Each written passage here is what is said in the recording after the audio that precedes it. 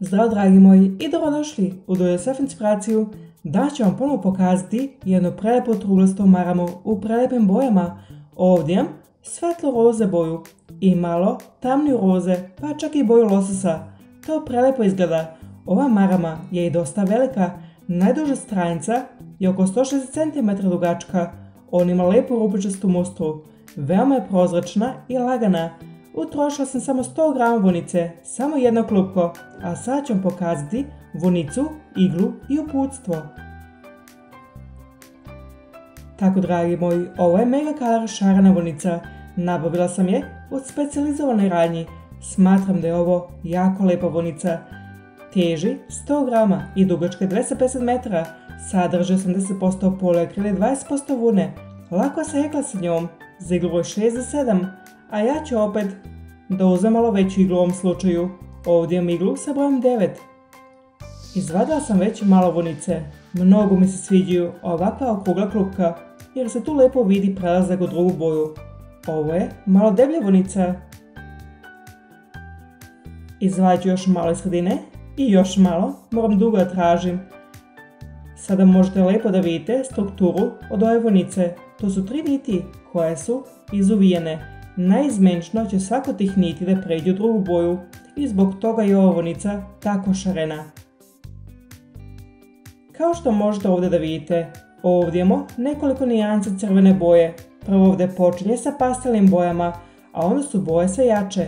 I sasvim s polja imamo boju lososa. Liči skoro na crvenu boju, ali to je još neka nijansa roze boje. Počet ću već sa mojom mustrom. Stavit ću klupko na stranu.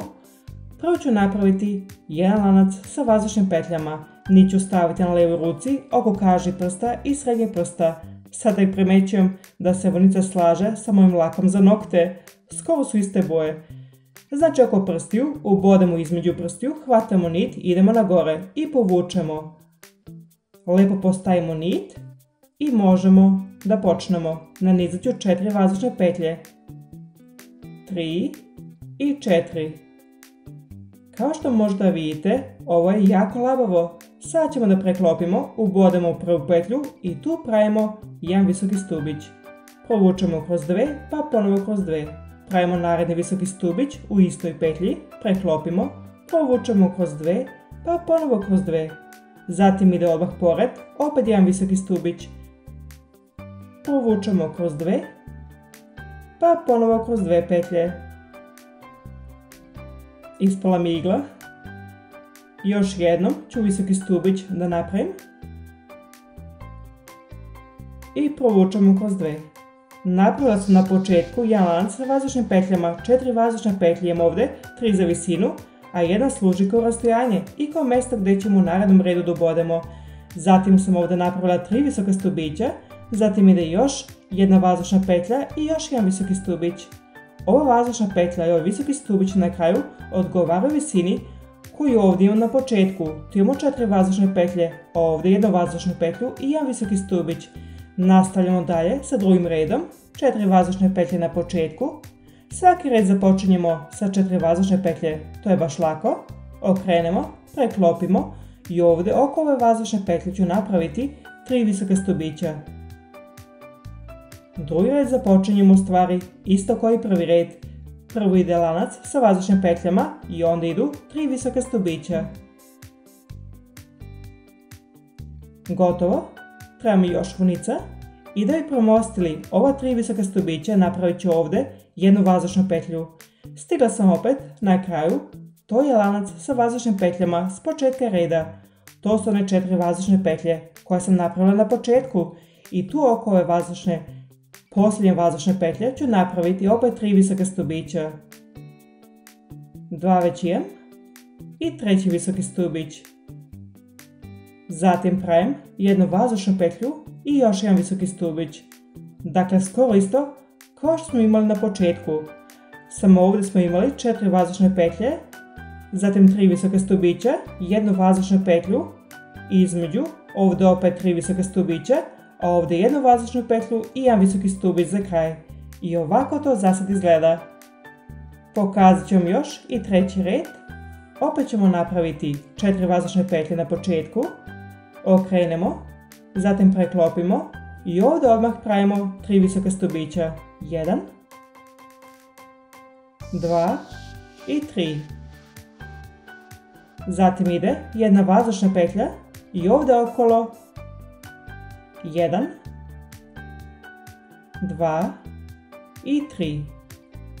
To sam napravila ovdje između ova dva paketića. Zatim pravimo još jednu vazdušnu petlju da bi premostili ovaj paketić dole i ovdje na kraju ide još jedan paketić sa 3 visoka stubića. 1, 2 i 3. Zatim ide jedna vazdušna petlja i jedan visoki stubić s polja. I tako sam odradila i treći red. Još malo vunice mi treba, da ih mogla to bolje da vam pokažem. Znači ovdje dole imamo 1, ovdje 2, a u trećem redu 3 paketića. Kao što ste mogli da vidite, ovo jako brzo raste. Isekla sam samo 3 reda, a cijela stvar je velika kao tanjirić. A pored toga je ovo jedno veoma lako putstvo. Uvijek pravite 4 vazdušne petlje na početku reda, onda pravite jedan ovakav paketić sa 3 visoka stubića, zatim jednu vazdušnu petlju, a ovdje oko ove vazdušne petlje koja leži između dva paketića, tu idu opet 3 visoka stubića, a red završavamo kao što smo ga započeli. Tu smo imali 4 vazdušne petlje, a ovdje na kraju imamo jednu vazdušnu petlju i jedan visoki stubić. I to je iste visine kao one 3 vazdušne petlje s početka reda. Tako da su početak i kraj uvijek isti. I tako ću to nastaviti dok ne budem utrošila cijelo klupko. Pokazat ću mi malo kasnije kako će se ove boje promijeniti. A inače ću ovu mustru sve do kraja tako nastaviti. Stigla sam već kod prve promjene boje. Ovdje možete vidite kako će boja još da se menja. A ovdje je jedna nit već postala malo tamnija. Tu imamo malo tamniju roze boju. Ovdje možda vidite prelazak u drugu boju. Tu je mali čvor. Jedan nit je zavezan za drugu nit, tako da ovdje imam 2 svetlije niti i jednu tamniju nit. I time ću nastaviti. I po istom principu će i ostale niti da se menjaju sve dok ne budem stigla samo do ove najtamnije nijance. Ovdje možda vidite kako će to izgledati, samo što je ovo u crno-belo. Tako će to funkcionisati. U sredini ću imati kontinuirano ovu roze boju, a kad s polja će biti sve tamnije. Nastavit ću sada malo dalje, pokazat ću vam i da se uopšte ne primećuje gdje se nit menja. Ovi mali čvorovi se uopšte ne primećuju prilikom heklanja. Ovdje još idu 2 visoka stubića, a ovdje sam prešla preko ovog čvora. Ništa se ne primećuje, kao što možda vidite. Ovdje je posljednji visoki stubić. Prije toga sam napravila jednu vazdušnu petlju naravno, zatim nastavljamo sa sljedećim redom. 4 vazdušne petlje, okrenemo, ovo već postalo dosta veliko, nastavljamo dalje.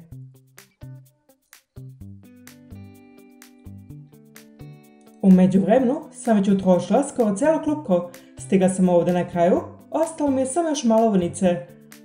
Ovdje idu posljednji bodovi, jedan visoki stubić, jedna vazdušna petlja i jedan visoki stubić za kraj. Nit ću sasvim da izvučem, da bi to osigurala. Izvući ću iglu i sad sam u principu već gotova. Sad ću nit da skratim i da izvučem i lijepo da zategnem. I sad sam gotova. Ove niti moram još da ušijem ovu završnu nit na vrhu i početnu nit ovdje na početku. Sada možete lijepo da vidite kako se ove boje nadovezuju.